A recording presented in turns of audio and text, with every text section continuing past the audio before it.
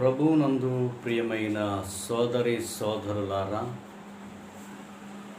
మహాగణుడును మన రక్షకుడు అయిన యేసుక్రీస్తు పరిశుద్ధ ఘనమైన నామమున మీ అందరికీ వందనాలు తెలియపరుస్తున్నాను. మరొకసారి మనము దేవుని యొక్క వాక్యమును ధ్యానించడానికి తన అద్భుతమైన కృప అనుగ్రహించిన దేవునికి మహిమ ఘనత ప్రభావములు ఆయనకే చెల్లునుగాక. ప్రియ స్నేహితులారా, ఈరోజు ఒక చిన్ని దైవ సందేశమును వినడానికి ప్రేమతో మిమ్మల్ని అందరిని ఆహ్వానిస్తున్నాను. కాబట్టి దేవుని వాక్యాన్ని మొదట చదువుకుందాం. మీ బైబిల్ తెరవండి. మార్కు సువార్త పరిశుద్ధ గ్రంథం అనే బైబిల్లో నుండి మార్కు సువార్త 10వ అధ్యాయము 49, 50 ఈ రెండు వచనాలు మనం చదివి దైవవాక్యమును మనము కొనసాగిద్దాం. దయతో బైబిల్ చూడండి.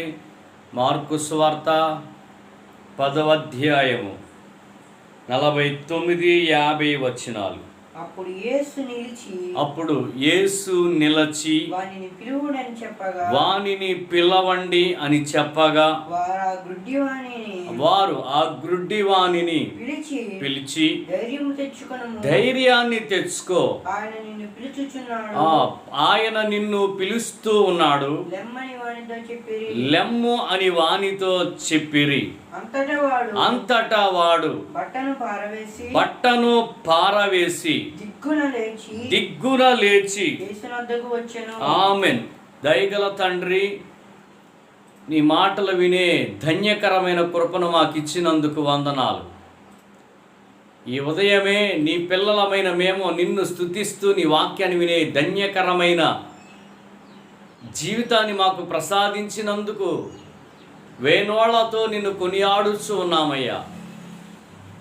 ఇంతవరకు మమ్మల్ని అందరినీ కాపాడారు. ఈ భయంకరమైన ప్రభువా తెగులు ప్రబలిస్తున్నటువంటి ఈ కాలంలో నీ పిల్లలమైన మమ్ములను నీ మహా ఉచితమైన కృపచేత కాచి కాపాడి సంరక్షించిన విధానముకై నీకు స్తుతులు చెల్లిస్తున్నాం. ఈ సమయంలో నీ వాక్యాన్ని వినబోతున్నాం. నీవే మాతో మాట్లాడమని, మహిమ కొరకు మమ్మల్ని సిద్ధపరచమని యేసయ్య పేరట ప్రార్థించుచున్నాము. ఆమెన్.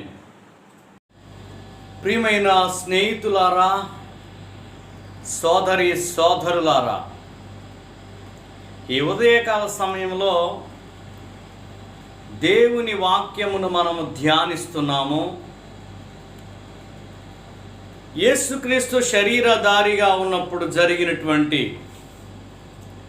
ఒక అద్భుతమైన సంఘటన పలు సందర్భాల్లో పలు విధాలుగా మనము ధ్యానించాం ఈ వచనాన్ని. ఈరోజు మరొక మాటను మనము ధ్యానించే ప్రయత్నం చేస్తున్నాం. ఈరోజు మనం నేర్చుకునే వాక్య భాగము, నీ మీద దృష్టి ఉంచిన దేవుడు.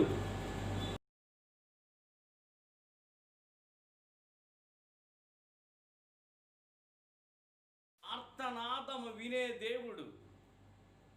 నీకు మేలు చెయ్యాలి అంటే ఆయన మేలు చేయగలిగిన వాడే, నిన్ను దీవించగలిగిన వాడే. నీ జీవితంలో నీకున్న ప్రతి సమస్యను, శోధనను, నిందను, బాధను అన్నీ తీసివేయగలిగిన వాడే. అయితే నువ్వేం చెయ్యాలి? దేవుని అద్భుతము నీ ద్వారా నీ కుటుంబానికి, నీ యొక్క సంఘానికి, నీ గ్రామానికి, నీ సమాజానికి వెల్లడవ్వాలంటే నువ్వేదైనా ఒక ప్రయత్నం చేయాలి కదా. దేవుని అద్భుతము మీకు ప్రత్యక్షమవ్వాలంటే నువ్వేం చేయాలి? దేవుని ఆశ్చర్య కార్యములు మీ జీవితంలో నెరవేరాలి అంటే, దేవుని మహత్కార్యములు నీ పక్షముగా ప్రత్యక్షమవ్వాలి అంటే నువ్వేం చేయాలో ఓ చిన్ని మాటను మీ ముందుంచి కార్యక్రమంలో కొనసాగాలని ఆశపడుతున్నాను. ఇక్కడ ఒక గుడ్డివాడు ఉన్నాడు. యేసయ్య ప్రాంతాలు తిరుగుతున్నప్పుడు ఎరుకో పట్టణానికి వచ్చాడు. గుడ్డివాడు ఉన్నాడు, కేకలేస్తున్నాడు, దావీదు కుమారుడా కరుణించమన్నాడు. చుట్టూ ఉన్నవారు మౌనంగా ఉండరా నాయన అంటే వాడు మరీ బిగ్గరగా దావీదు కుమారుడా, దావీదు కుమారుడా వాడు కేకలేస్తుంటే యేసయ్య కేకలు విన్నాడు, నిలబడ్డాడు. వానిని పిలవమన్నాడు. పిలుస్తున్నారు. రేయ్, ప్రభు నిన్ను పిలుస్తున్నారా, ధైర్యం తెచ్చుకో అన్నాడు. ఎప్పుడైతే ఆ మాట అతని చెవిని పడిందో, ప్రభు పిలుస్తున్నారు కాబట్టి ధైర్యం తెచ్చుకో అన్న మాట ఎప్పుడైతే వానికి వినిపించిందో, వాడేం చేశాడంటే వాని ఎదురుగా ఉన్నటువంటి బట్ట లేక గుడ్డను, ఎందుకంటే వాడు ఒక భిక్షగాడు, దారి ప్రక్కన కూర్చుంటున్నాడు, బట్ట పరుచుకుంటున్నాడు. ఎవరైనా తులమో పొలమో నాణాలో లేకపోతే ఏదో చిన్ని ఆ యొక్క విసురుతుంటే, ఆ నాణాలు విసురుతుంటే అవి పోగేసుకోవటం, సాయంకాలానికి ఇంటికి వెళ్ళటం, మరలా రావటం, మరలా ఇదే జీవితం అతనిది. ఆ బట్టే అతనిని ఆధారమైంది, ఆ బట్టే అతన్ని పోషిస్తుంది. ప్రియులారా, ఇప్పుడు వాడు ఏం చేశాడంటే ఆ బట్టను పారవేసి అన్నది బైబిల్. అక్కడ ఈ రోజున క్రైస్తవ ఆత్మీయ జీవితంలో దేవుని అద్భుతాలు నీ జీవితంలో, నీ ఆత్మీయ జీవితంలో, నీ యొక్క బాహ్యకరమైనటువంటి ఈ బ్రతుకులో ఒక అద్భుతమైన కార్యము నీకు జరగాలి అంటే నువ్వేం చేయాలంటే పాపం అనే బట్టను విసిరి అవతల పాడేయాలి. అన్యాయం అనే బట్టను విసిరి అవతల పాడేయాలి. ఈరోజు కొన్ని విషయాలు మీ ముందుంచే ప్రయత్నం చేయడానికే దేవుని యొక్క వాక్యమును నేను ఈరోజు ఎన్నుకోవడం జరిగింది. బట్టను పారవేసి దేవుని అద్భుతం జరగాలని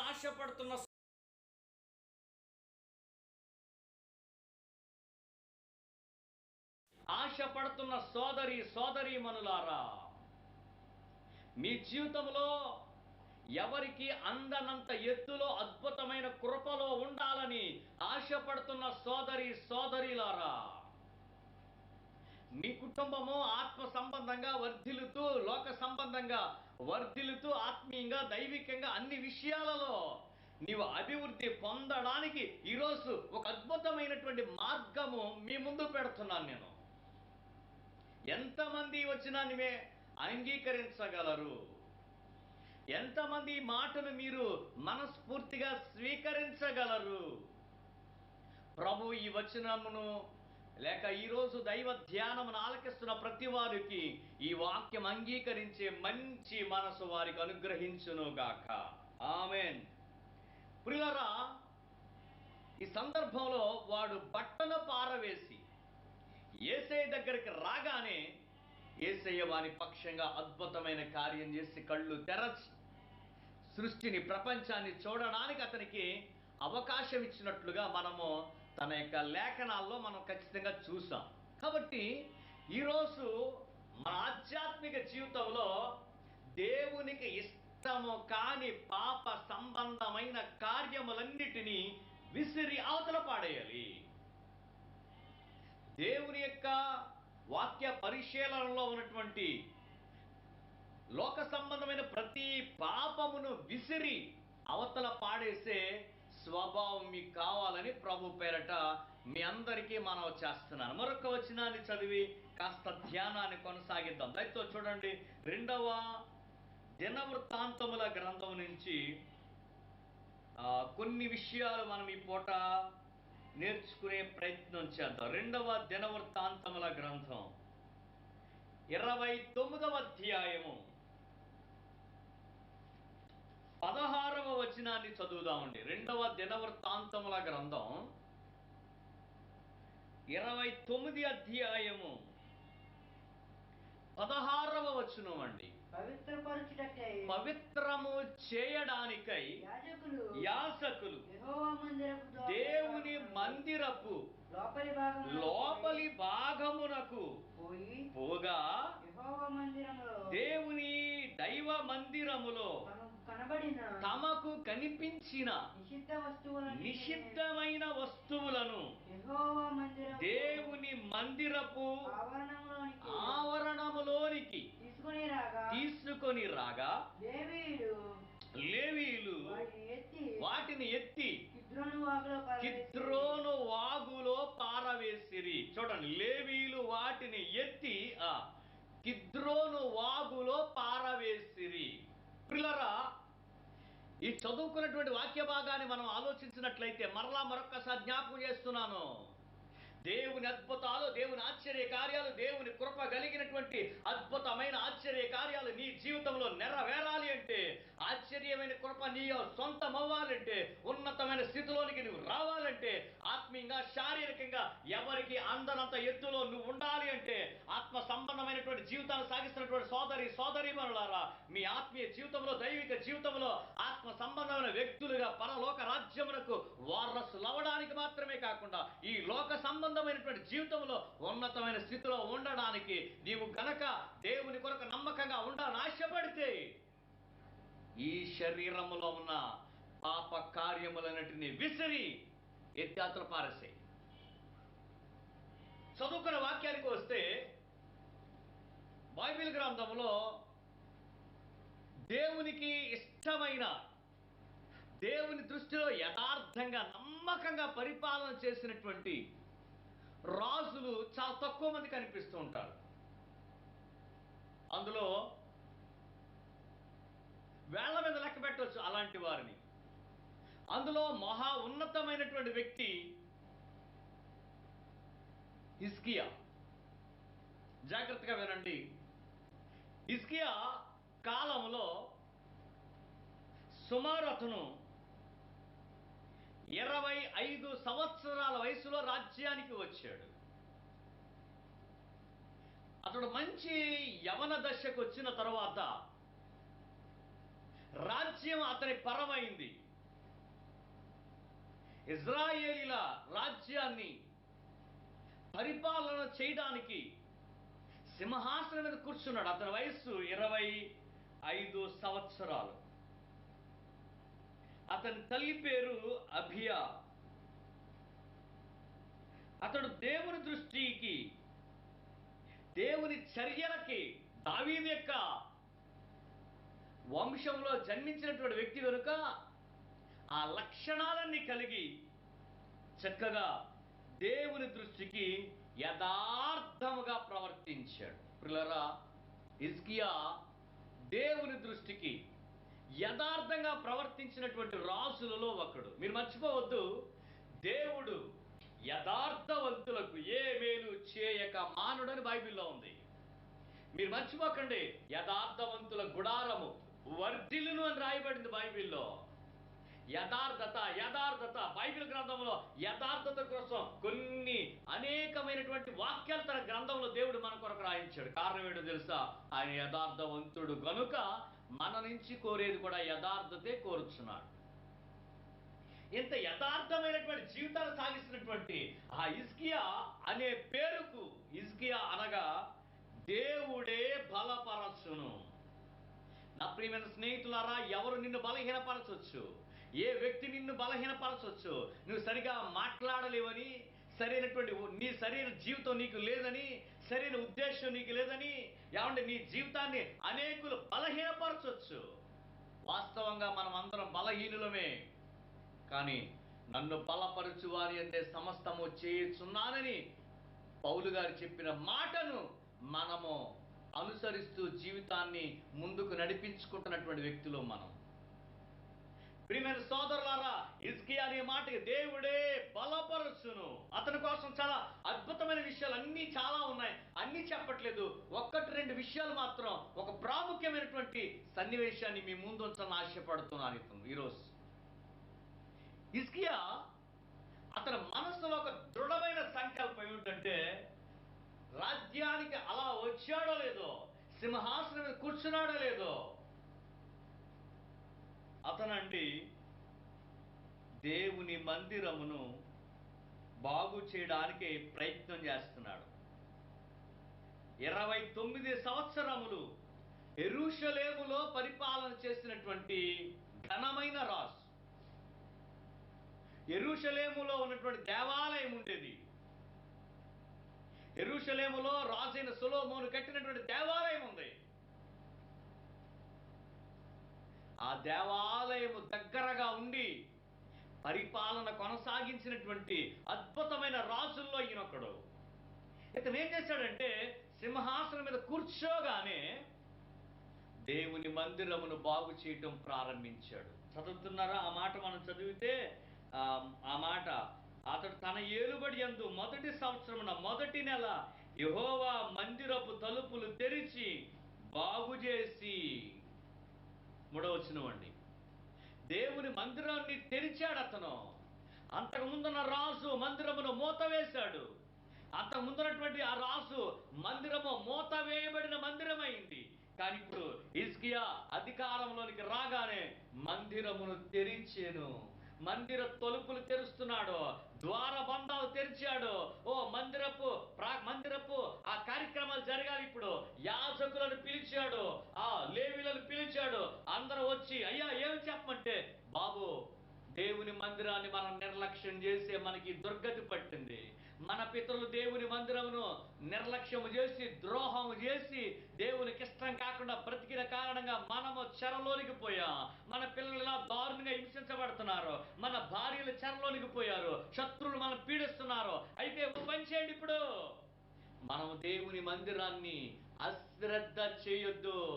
దేవుని మందిర విషయంలో నమ్మకంగా ఉండాలి. 11వ వచనం చదివితే, నా కుమారులారా, దేవుని పరిచర్య చేయుటకు, ధూపము వేయటానికి, దేవుని సన్నిధిలో నిలబడడానికి, తనకు పరిచర్య చేయడానికి దేవుడు మిమ్మల్ని ఏర్పరచుకొనెను గనుక మీరు అశ్రద్ధ చేయొద్దు.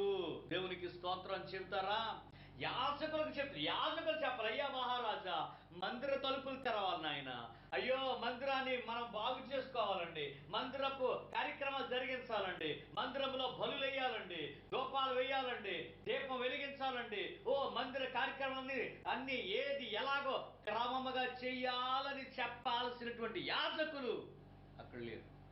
యాజకులను పిలిచి రాజు చెబుతున్నాడు, ఇలా చేద్దాం, ఇలా చేద్దాం, ఇలా చేయండి, ఇలా చేయండి. ఇంకో విషయం, అశ్రద్ధ చేయొద్దు. ఎందుకో తెలుసా?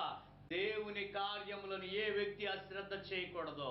ఒకవేళ దేవుని కార్యములను ఏ వ్యక్తి అయినా అశ్రద్ధగా చేస్తే వాడు శాపగ్రస్తుడైపోతాడని దేవుని యొక్క వాక్యంలో రాయబడింది కదండి. అందుకని మీరు అశ్రద్ధ చేయొద్దు. మీరు నమ్మకంగా ఉండాలి. మీరు శ్రద్ధగా చేయాలి. శ్రద్ధగా చేస్తే ఐశ్వర్యవంతుడవుతాడు.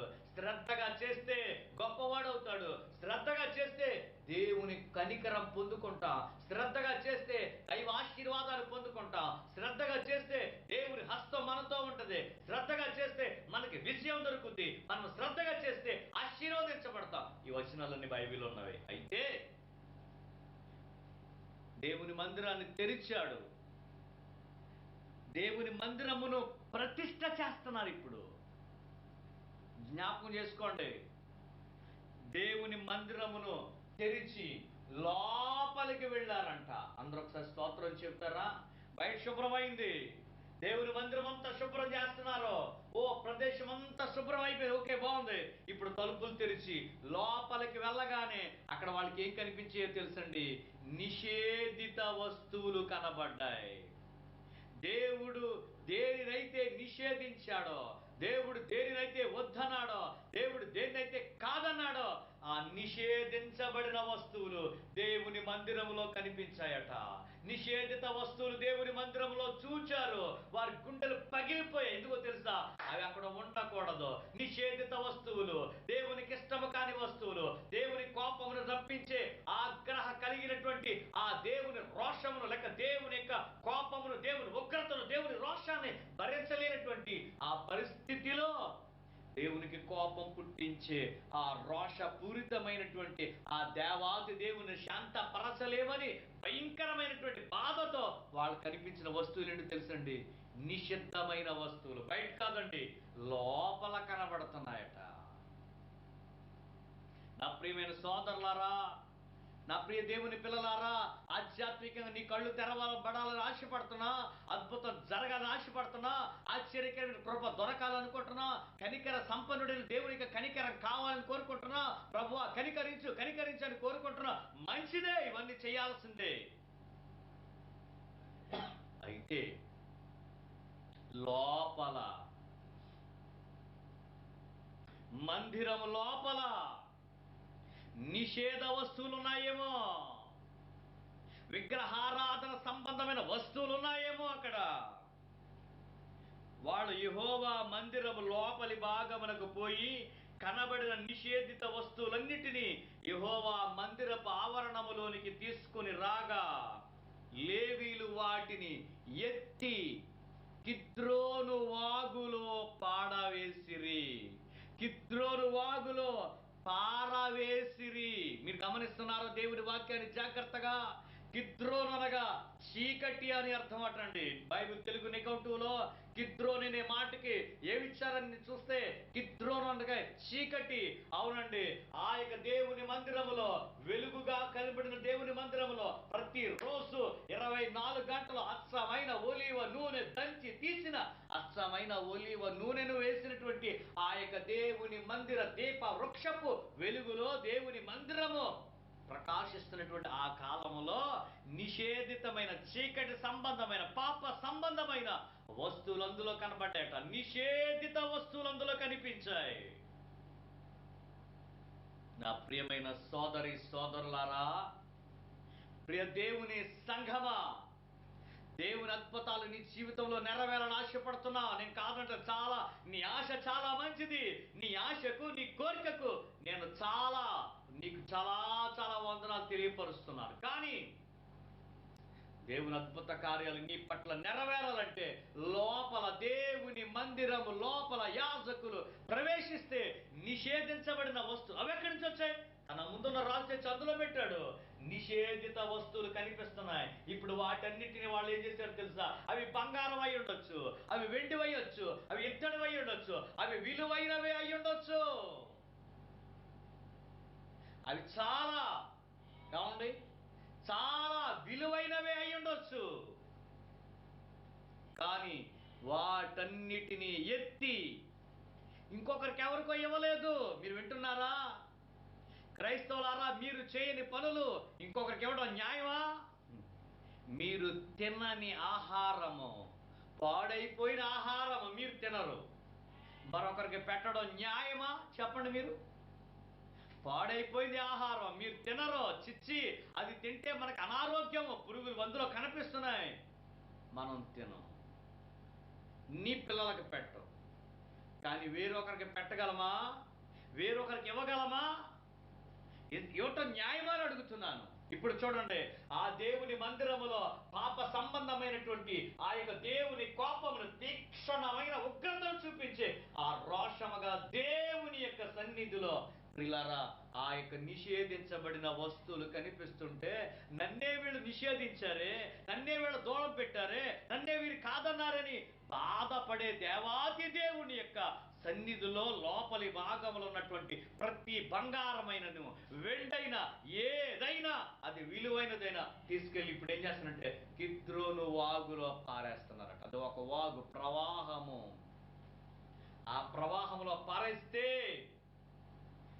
అయ్యో చూస్తుండగానే కొంతమంది అనొచ్చు, అయ్యా దీన్ని చెడగొట్టేద్దామండి, బంగారం కదా ఇది, దీన్ని మనం మరలా ఏదో చేద్దాం, మాడిఫై. లేదు, అది పడేయాల్సిందే. ప్రియమైన సోదరులారా, ఈ రోజున మీరు జ్ఞాపకం చేసుకోండి. ఆధ్యాత్మిక క్రైస్తవ జీవితాన్ని సాగిస్తున్నటువంటి విశ్వాసులారా, మీరు జాగ్రత్తగా ఆలోచించాల్సిన విషయం ఏంటంటే, మొదటిగా దేవుని దగ్గరికి వచ్చిన తర్వాత, దేవుని మార్గంలో నడిచిన తర్వాత, దేవుని కృపలోనికి వస్తున్నప్పుడే, ప్రారంభంలోనే నీ జీవితంలో ఉన్న నిషేధితమైన ప్రతి వస్తువు ఎత్తి అవతల పారేయి. దేవునికి ఇష్టము కాని ప్రతి దానిని తీసి అవతల పారేసాయి. మెల్లమెల్లగా చేద్దామంటే కుదరదు. మొదటి నెల, మొదటి సంవత్సరమున దేవుని మందిర తలుపులు తెరిచి లోపల ప్రవేశిస్తే నిషేధిత వస్తువులు కన్నా అక్కడ రాయబడిన మాట ఏమిటంటే, మొదటి నెల మొదటి దినమున వారు దేవుని మందిరమును ప్రతిష్ఠ చేయడానికి ఆరంభించిరి. దేవుని మందిరమును ప్రతిష్ఠ చేయడానికి ఆరంభించారు. ఇప్పుడు నా ప్రియ స్నేహితులారా, మీరు జాగ్రత్తగా దేవుని వాక్యమును, క్రొత్త నిబంధన సంబంధమైన దేవుని వాక్యమును కనుక మనం ఒకసారి పరీక్షిస్తే మనమే దేవుని ఆలయము అని బైబిల్ చెప్తుంది కదండి. మీరు దేవుని యొక్క ఆత్మ చేత నడిపించబడిన వ్యక్తులు అంటుంది బైబిల్. మీరే దేవుని ఆలయము. ఎవడైనా ఈ ఆలయమును పాడు చేస్తే దేవుడు వానిని పాడు చేస్తాడు. బైబిల్ గ్రంథంలో 1 కొరింథీ పత్రికలో దేవుని యొక్క వాక్యం మనకి ఘోషిస్తుంది. మీరు దేవుని ఆలయమని మీరెరుగరా అని అడిగింది బైబిల్. కాబట్టి మనమే దేవుని ఆలయం. ఇప్పుడు దేవుని ఆలయము బయట శుభ్రం అవ్వాలి. జాగ్రత్తగా వింటున్నారా? బయట కూడా ఏ నిషేధిత వస్తువులు కనిపించకూడదు. దేవునికి ఇష్టము కాని వస్తువు ఏది కనపడకూడదు. లోపల ఇప్పుడు మందిరాన్ని తెరిచారు. అవును, హృదయాన్ని తెరిచాడు. దేవుని యొక్క వాక్యం ద్వారా నీ మనసు తెరవబడింది. లోపలికి వస్తున్నాడు ప్రభు. ఆయన లోనికి రాగానే ఏమైనా నిషేధ వస్తువులు ఉన్నాయా? నిషేధించబడినటువంటి దేవునికి ఇష్టము కాని వస్తువులు ఏమైనా ఉన్నాయా? వాటిని ఎత్తి పారేస్తేనే గాని అది ఆ మందిరము ప్రతిష్ఠ చేయబడినట్లు కాదు. మొదటిగా ప్రతిష్ఠ చేయండి, తర్వాత చేయాల్సింది తర్వాత చేద్దాం. ఒక క్రమం ఉందండి బైబిల్కి. దేవుడు క్రమపరుచు దేవుడు. దేవుడు క్రమముగా చేసిన దేవుడు. మీరు గమనించండి, ఈ శరీరాన్ని దేవుడు చేశాడు. ఎంత క్రమముగా చేశాడండి. నేను అప్పుడప్పుడు అనుకుంటాను సరదాగా, ఒకే కన్నిచ్చి 2 నోరులుంటే ఎలా ఉండును అనుకుంటాను. మనసు సరదాగా అనుకుంటాను నేను అప్పుడప్పుడు.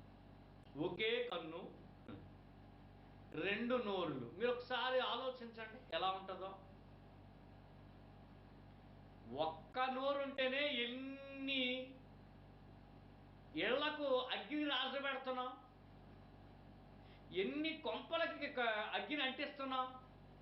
మరి 2 ఉంటే ఎలా ఉండును? ప్రభు ఎంత గొప్ప దేవుడు. అన్ని క్రమముగా చేశాడండి. ఆయన క్రమమైన దేవుడు. వింటున్నారా? ప్రియమైన సోదరులారా, మీరు జాగ్రత్తగా వినండి.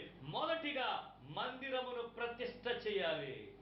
మొదటిగా ఈ యొక్క శరీరమే, ఈ దేహమే దేవుని ఆలయము. దేవుని ఆలయం ఇదేనండి.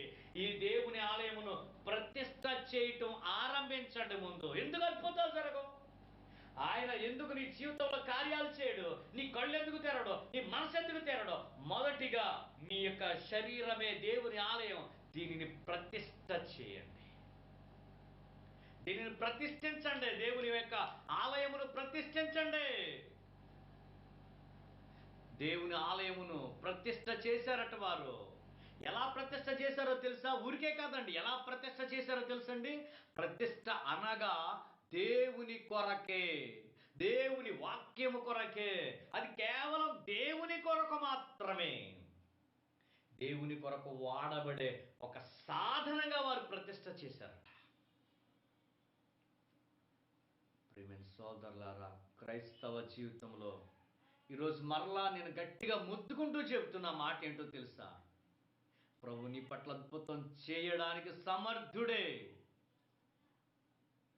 దేవునికి ఇష్టము కానీ నిషేధిత వస్తువులు ఉండిపోయినాయి. లోపల ఉన్నాయి, బయట ఉన్నాయి. నిషేధించబడిన వస్తువులు తీసి అవతల పారేయండి, దాచుకోమనలేదు. కిద్రోను వాగులో కొట్టుకు వెళ్ళిపోతున్నాయి, పారవేసి.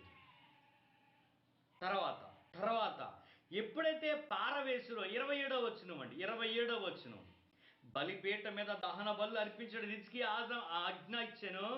బలిపీఠ అర్పణలు ఆరంభమగుటతోనే. రెండవది, మొదటిది ప్రతిష్ఠ చేయటం ప్రారంభించండి. రెండవది బలి వేయటం ప్రారంభించండి. హిజ్కియా 2వ అంటున్నాడు, రాయ్ ప్రజలారా, లేవీలారా, యాజకులారా, మీరందరూ కూడా దేవుని పిల్లలు అశ్రద్ధ చేయకూడదు. కాబట్టి మీరేం చేయాలంటే ఇప్పుడు దేవుని మందిరములో బలులు వేయండి. మనలను మనము దేవునికి సమర్పించుకోవాలి, దేవునికి అర్పణ అయిపోవాలి. అందుకే దైవజనుడైనటువంటి దావీదు గారు అంటాడు, విరిగి నలిగిన మనసే నీకిష్టమైన బలి. నువ్వు బలిని కోరవో, బలిని కోరినట్లయితే నేను నీకు ఎన్నో బలులేసేద్దును కదా. ఆయన బలిని కోరువాడు కాదు కదండి.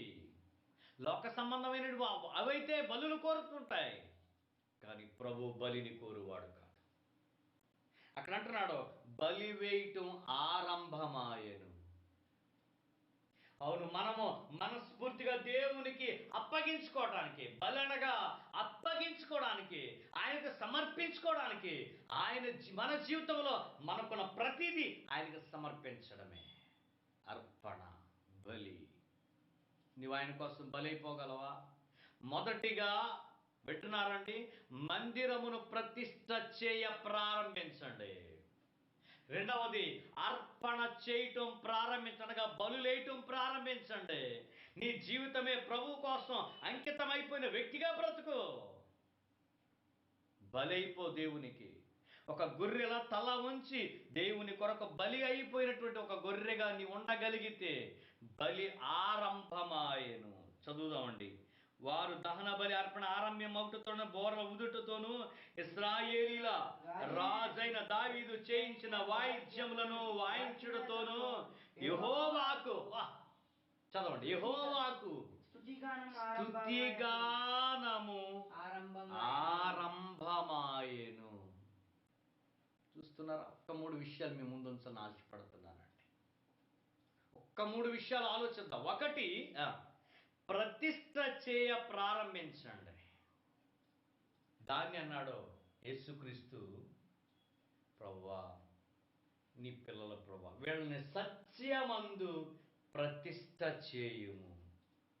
వీరిని వాక్యములో ప్రతిష్ఠించిన ఆయన, వాక్యములో స్థిరపరచిన ఆయన, వాక్యములో కదలని వారిగా చేయండి ప్రభువా. సత్యమందు ప్రతిష్ఠ చేయుము, నీ వాక్యమే సత్యం. క్రైస్తవులారా, బట్టను పారవేయటంలో ఉన్నటువంటి 3 అనుభవాలు మీ ముందు ఉంచుతున్నాను. బట్టను ఆ ఎదురుగుండా ఆ గుడ్డివాడు బట్టను పారేశాడు. రెండవది, హిజ్కియా కాలంలో లేవీలు దేవుని మందిరంలో నిషేధించబడిన వస్తువులు పారేశారు. ఇంకా చాలా పారేశారు. చాలా పారేసినట్లుగా బైబిల్లో మనకి గ్రంథంలో కనిపిస్తూ ఉంటాయి. నేను అన్నీ మీ ముందు చూపించట్లేదు, కానీ ఒక్క మాట మాత్రం 2 విషయాలు చెప్పడానికి. గుడ్డివాడు బట్టను పారేసినట్లుగా,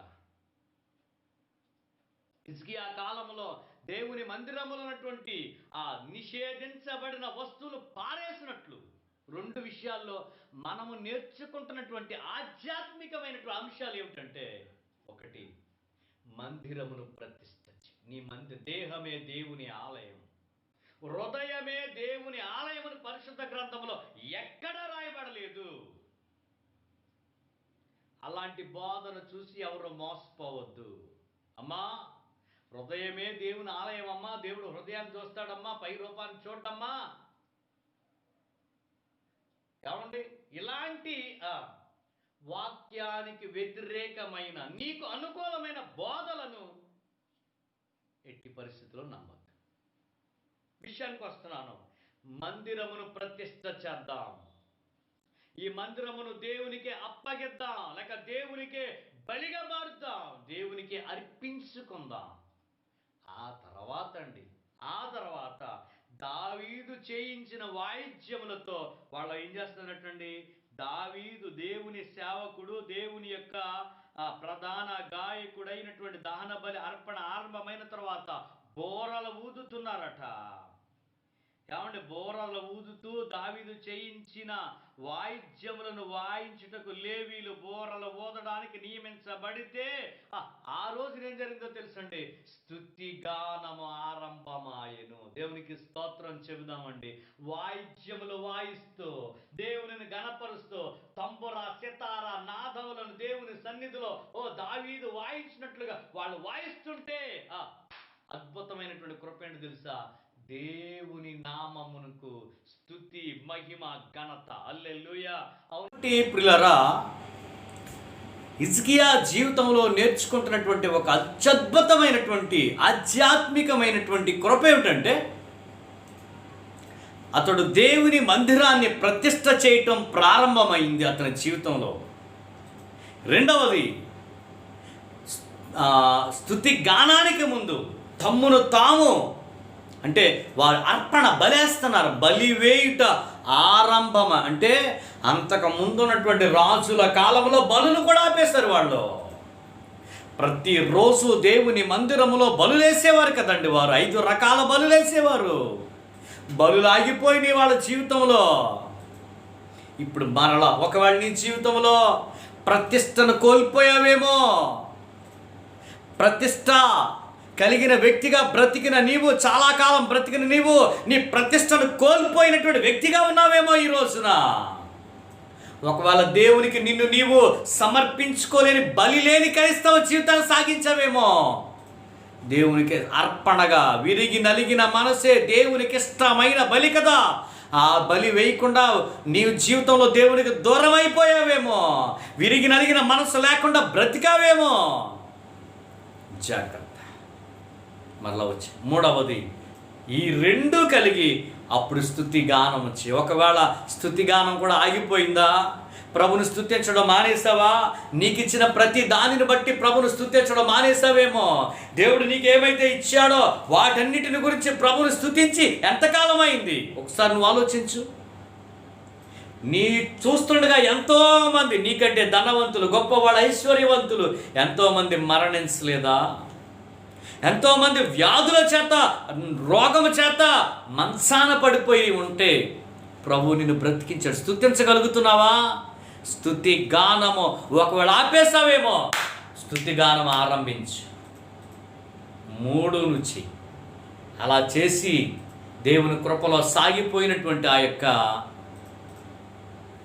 హిజ్కియా ఒక మాట ప్రార్థన చేస్తున్నాడు. ఆ మాట చదువుకుని ముగించుకెళ్దాం.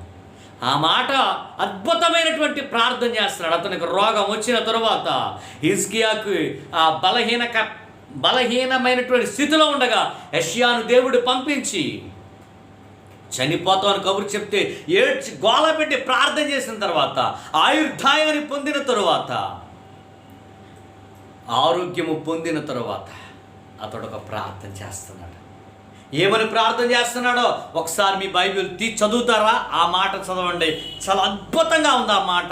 ఆ మాట నేను ఆ మాటను చదువుతున్నప్పుడు చాలా ఆదరణ కలుగుద్ది నా జీవితంలో. ఆ మాట ఒకసారి చదువుదాం. యెషయా గ్రంథం. ఈరోజు ఆ మాట మీ జీవితంలో కూడా ఒక ఆదరణ కలగాలని ఈ మాట చెప్తున్నాను నేను. ఈ రోజున ఆ మాట మీ జీవితంలో ఒక ఆదరించబడతారని ఈ మాట ఈ రోజున మీకు కూడా తెలియపరుస్తున్నాను. 38వ అధ్యాయం యెషయా గ్రంథం 17వ వచనం.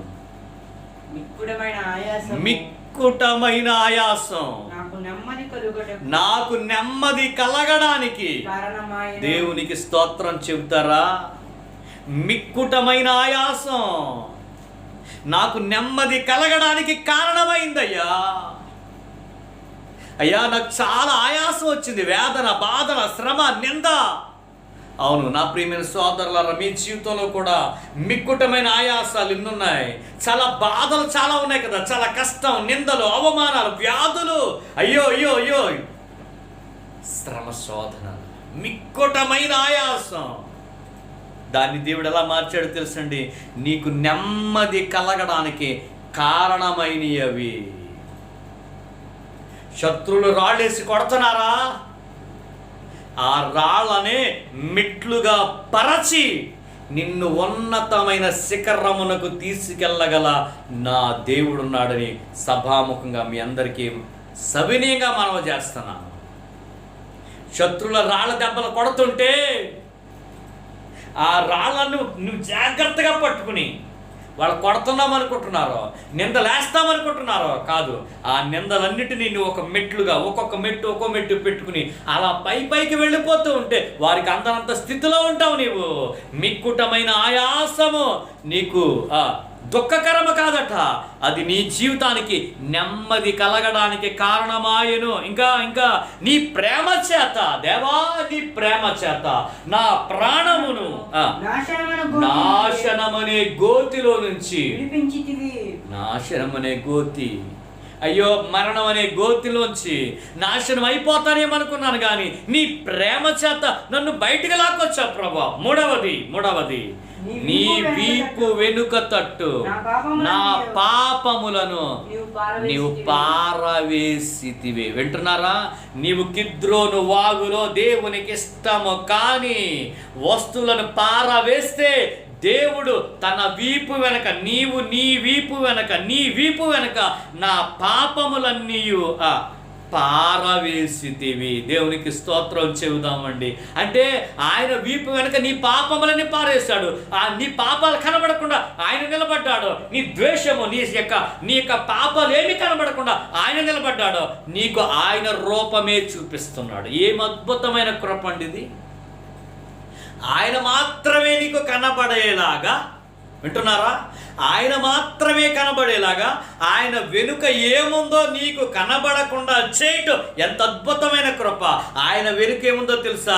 నీ పాపములు పారేశాడు ఆయన, నీ యొక్క అవిధేయత పారేశాడు ఆయన, నీకున్నటువంటి ప్రతి పాపపు నీచమైన నికృష్టమైన పాపపు నీచ కార్యములన్నిటినీ ఆయన నీ వెనుక పారేశాడు. ఆయన వెనుక పాడేసి వాటికి ముందు ఆయన నిలబడి నీకు ఆయన తన దర్శనాన్ని ఇస్తున్నాడు. ఎంత అద్భుతమైన కృప. దేవునికి మహిమ కలుగును గాక. ప్రభు, అలాంటి అద్భుతమైన కృప నాకు కావాలయ్యా, అలాంటి అద్భుతమైన సహాయం నాకు కావాలయ్యా. అయ్యో మిక్కుటమైన ఆయాసంతో బాధపడుతున్నానయ్యా. శ్రమల వలన, శోధనల వలన ఎంతో భయంకరమైనటువంటి ఆయాసం నా జీవితంలో ఉందయ్యా. నిజం, నేను కూడా కొన్ని సంవత్సరాల క్రితం భయంకరమైనటువంటి ఆయాసంతో కూడిన శ్రమను మేము అనుభవించాం. మా జీవితంలో కూడా భయంకరమైన శ్రమలు, శోధనలు మేము అనుభవించాం. కానీ దేవుడు మాకు నెమ్మదిచ్చాడు. అదే దేవుడు మాకు నెమ్మదిచ్చాడనే అదే మాటను ఈరోజు మీకు ప్రకటిస్తున్నా, అదే వాక్యముని మీకు తెలియజేస్తున్నా. ఒకవేళ మిక్కుటమైన శ్రమలో ఉన్నావా, మిక్కుటమైన ఇబ్బందిలో ఉన్నావా, వ్యాధిలో ఉన్నావా, అనారోగ్యంలో ఉన్నావా, సమస్యలో ఉన్నావా, శోధనలో ఉన్నావా, ఏం పర్వాలేదు, నా యేసయ్య నీకు నెమ్మదిస్తాడు. నెమ్మది ఇవ్వటమే కాదు, ఆ పరిస్థితిలో మరణానికి, చావు గోతికి వెళ్ళిపోతున్నావా, అయ్యో నెమ్మది లేదని, అయ్యో మరణ సంబంధమైన పరిస్థితికి వెళ్ళిపోతున్నావా, నాశనం అనే గోతిలోకి వెళ్ళిపోతున్నావా, అందులోంచి కూడా విడిపించగల సమర్థుడు. అందుకే 103వ కీర్తనలో నా ప్రాణమా ఆయన స్తుతించు, సమాధిలో నుంచి నీ ప్రాణమును విమోచించాడు అన్నాడు ఆయన. కాబట్టి దేవుడు తన వీపు వెనక నీ పాపములన్నీ విసిరి అవతల పాడేసి తన ముఖాన్ని చూపిస్తున్నాడు, తన దర్శనమిస్తున్నాడు, తన కృపలో నిన్ను నడిపిస్తున్న ఆ దేవుడు ఈరోజు నిన్ను పిలుస్తున్నాడు. ధైర్యం తెచ్చుకో. ఆయన పిలుస్తున్నాడు. ఆయన పిలిచేటప్పుడు నువ్వు బట్టను పారవేయగలవా? దేవునికి ఇష్టము కాని నీచమైన ప్రతి కార్యక్రమాన్ని పాడే. ప్రభు కృపలో సాగిపోదాం. హిజ్కియా కోసం 3 విషయాలు మీ ముందు జ్ఞాపకం చేస్తాను. 1, అతడు మందిరమును ప్రతిష్ఠ చేయ ప్రారంభించి. రెండవది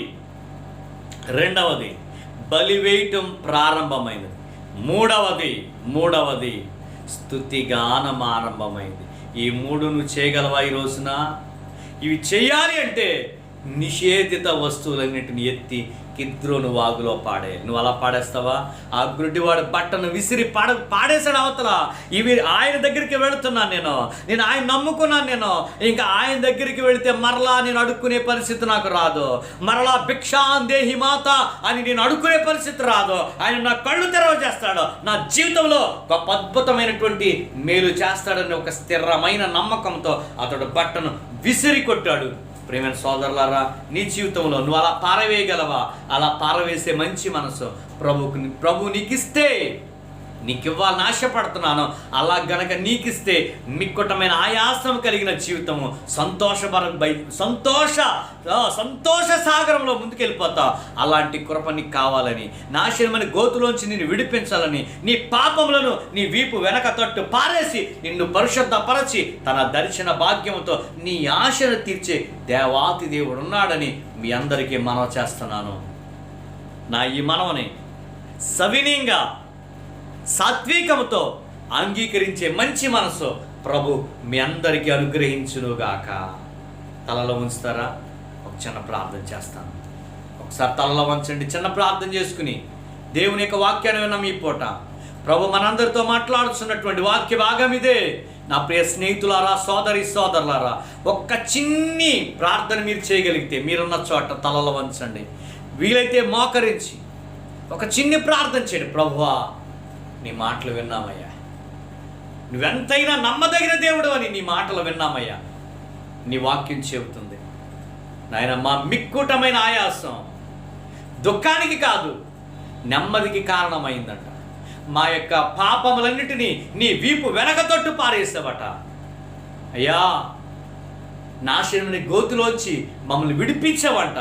అలాంటి కృప కలిగిన నీపై మేము ఆనుకుని బ్రతుకుతాం, నీ కొరకు బ్రతుకుతాం.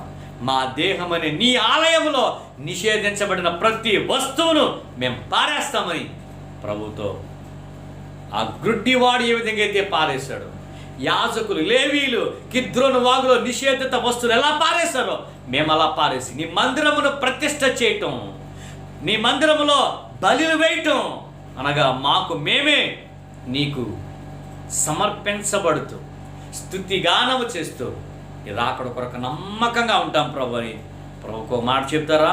ప్రభు మీ జీవితంలో శాంతిని, మిక్కుటమైన ఆనందం తీసి నెమ్మది, విశ్రాంతి, ఆదరణిచ్చి మిమ్మల్ని బలపరచునుగాక.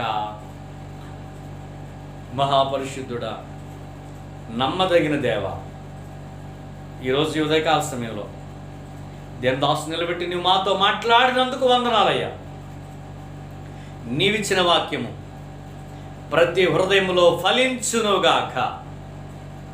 నీ వాక్యము మా జీవితంలో నెరవేరునుగాక.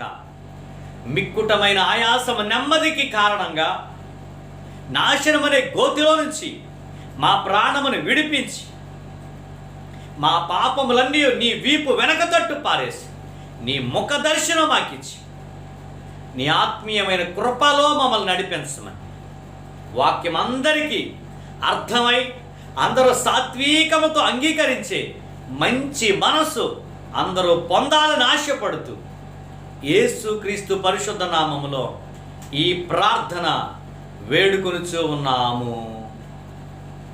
ఆమేన్. ప్రభు కృప మీ అందరికీ తోడుగా ఉండునుగాక.